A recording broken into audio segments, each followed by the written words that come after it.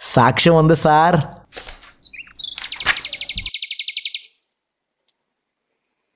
ఏంటిది? 1950లో హాస్టల్లో ప్రవక్త గారు ప్రసంగిస్తుంటుండగా తీసిన ఫోటో ఇది. ఇదిగో ఇది చూసారా? అగ్నిస్తంభం అంటే ఇదే. ఇదెప్పుడూ ప్రవక్త గారి వెనకాలే తిరిగేది. ఒకసారి ప్రజలందరికీ కూడా కనిపించేలా చేయమని ప్రవక్త గారు ప్రార్థన చేస్తే దేవుడు ఫోటోలో కనబడేలా చేశాడు. ఇది ప్రవక్త గారి సాక్ష్యం. మీరిది నమ్మకపోవచ్చు. మీకు అమెరికాలో federal bureau of investigation FBI కోసం తెలుసా? తెలుసు, అది గవర్నమెంట్ డిటెక్టివ్ ఏజెన్సీ కదా. యా, FBIకి హెడ్గా పనిచేసిన జార్జి లాసీ ఫోటోను చూసి పరిశీలన చేసి ఇలాంటి ఫోటో నేను ఎప్పుడు చూడలేదు అన్నాడు. ఇది నిజంగా సూపర్ న్యాచురల్ ఫోటో అన్నాడు. అలా అన్నాడా? అలా అన్నాడంటానికి రుజువేంటని అడుగుతారు, అంతే కదా?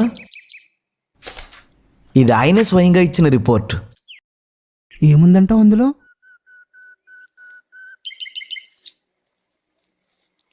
ఎప్పుడైనా ఈ రిపోర్ట్ చదివావా?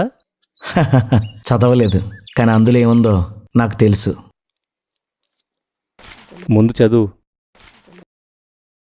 బ్రెన్హామ్కి వెనక భాగంలో తలకి పైన ఉన్న లైట్ నెగిటివ్ని స్ట్రైక్ చేయడం వల్ల ఫోటో ఇలా వచ్చింది అని నేను ఖచ్చితంగా చెప్పగలను అని ఆ రిపోర్ట్లో ఉంది.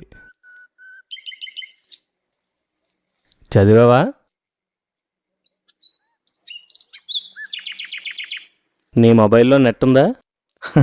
ఇప్పుడు అంతా ఆన్లైనే కదా, అన్లిమిటెడ్. ఒకసారి జార్జియా లాసీ కోసం సెర్చ్ చేయి. అలాగే FBI హెడ్ స్కేర్ చేసిన వాళ్ళ లిస్ట్ కూడా చూడు. జార్జియా లాసీ ఒక ప్రైవేట్ డిటెక్టివ్. అతడు ఎప్పుడూ FBIలో పనిచేయలేదు. బ్రెన్హామ్ కావాలని ఇలా అబద్ధం చెప్పాడని నాకు అనిపిస్తుంది. నీకేమనిపిస్తుంది? అది వికీపీడియాలో తప్పులున్నాయేమో అనిపిస్తుంది. సర్లే కానీ, పాత నిబంధన కాలంలో అగ్నిస్తంభం మనుషులకు కనిపించేది. మరి బ్రెన్హామ్ది ఎందుకు కనిపించడం లేదు? ఒకరిని ప్రవక్త అని నిరూపించడానికి దేవుడు ఎప్పుడైనా అగ్నిస్తంభాన్ని ఉపయోగించుకున్నాడా? మనుషులు తమ కంటితో చూడలేని వాటిని కెమెరా ఫోటో తీయగలదా? అసలు బ్రెన్హామ్ ఫోటోని మీ ఇళ్లలో ఎందుకు పెట్టుకుంటున్నారు? బ్రెన్హామ్ తన ఫోటోని షెల్ఫ్ల్లో పెట్టుకోమని ఎందుకు చెప్పాడు? ఇది విగ్రహారాధన కాదా?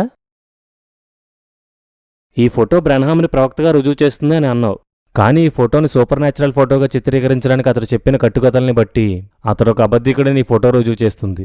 సార్, ఏంటి?